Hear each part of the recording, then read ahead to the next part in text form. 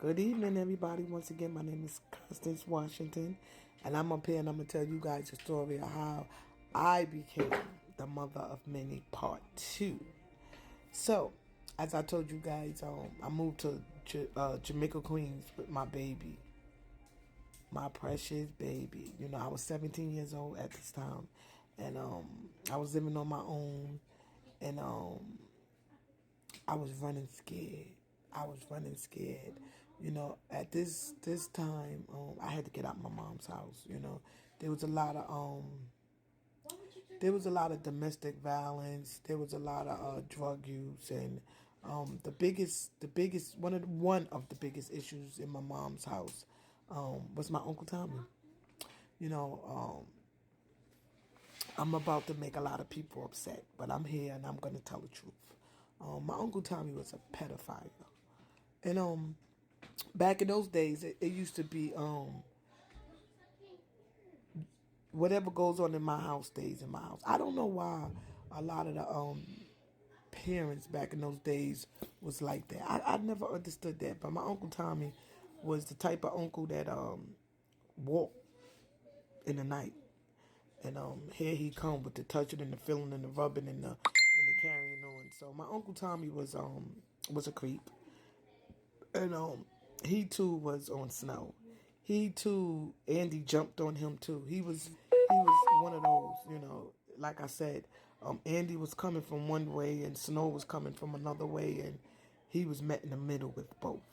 My Uncle Tommy was a creep, so I knew that that's not where I wanted my precious Drew to be raised up at. I had to get out of Dodge quick. Like I said, I was running scared.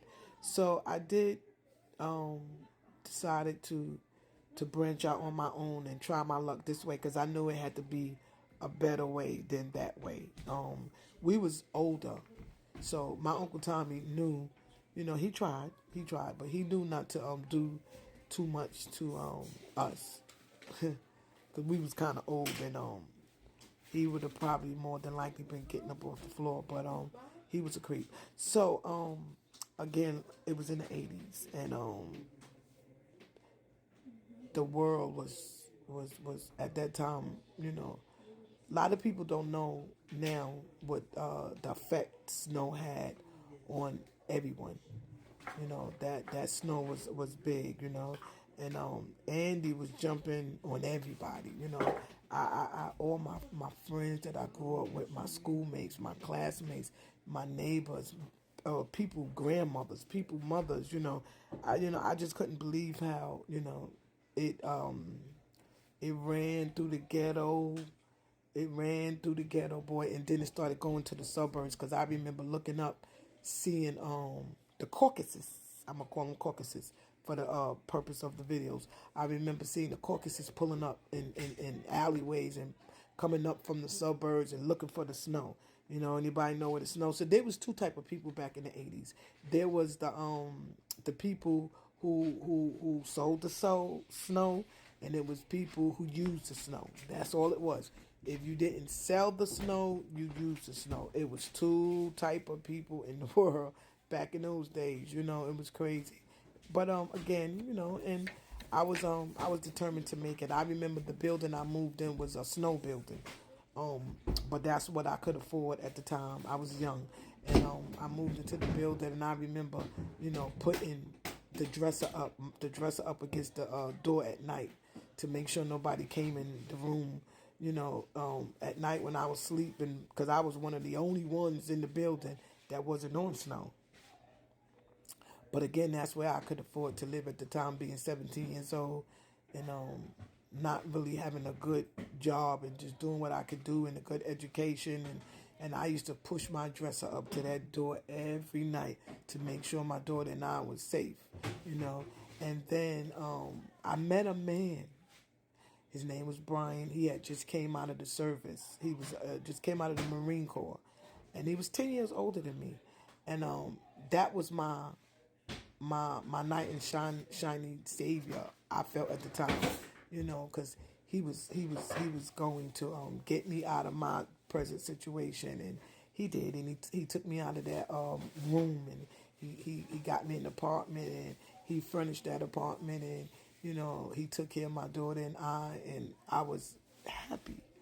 I was like, wow, I got somebody that's going to protect me. Because remember, my dad, was gone when I was 11 years old, so there wasn't really no real, man around to be that provider, that protector, So Brian was like the first, real relationship I ever been in, and he was okay, and I wound up spending the next 8 years with him, and he was okay. He provided very good, but only thing about Brian, he was jealous. He was very, very jealous. He was 10 years older than me, and Brian didn't want me to do stuff like look in another car that pulled up beside us, or walk to the store by myself. Or Brian didn't want me to go back to school. Brian didn't want me to go to work. He didn't want me to have no independence on my own.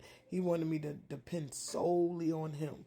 So, being young at the time and having somebody doing everything for me, I thought I was doing something. I thought wow, I finally found, somebody that's gonna, help me, but in all reality, what he was doing, he was trying to control me.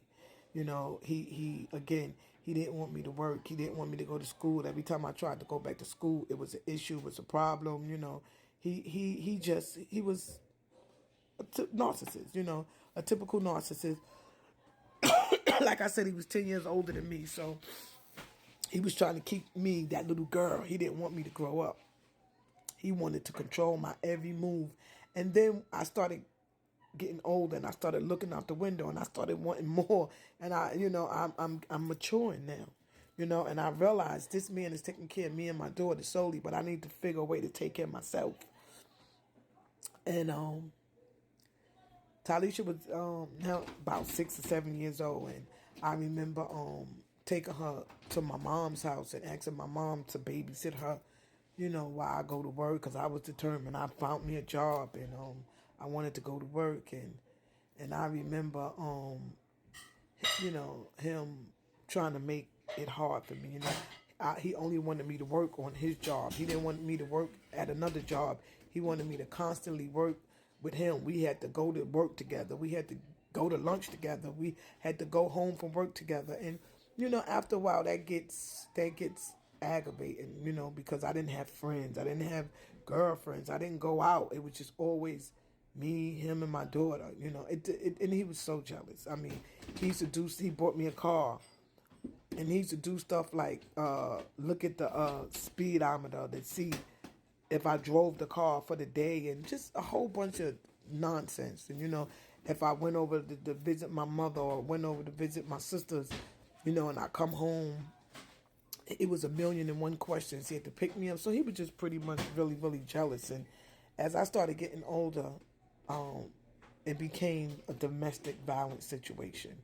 Once he realized I was getting to the point where I was getting tired, and I needed to breathe, I needed air, I needed to be me. I needed to think for myself. I needed to do for myself, and I have a very dominant personality. So I knew that wasn't going to last but so long. It was time for me to open up my eyes, and it was time for me to live. And Brian became very, very violent. It was either, well, you're going to love me, or I'm going to beat you into loving me. And I looked up, and I was like, wow, I am literally in a domestic violence relationship. And I said, I feel like I'm in my mom's shoes. How did I get here? So again, guys, that was the beginning of the end. I had to get away from Brian. Brian became very, very abusive. So it was time to move on. Part 2 to how I became a mother of many. Love you guys. Have a good night. See you tomorrow.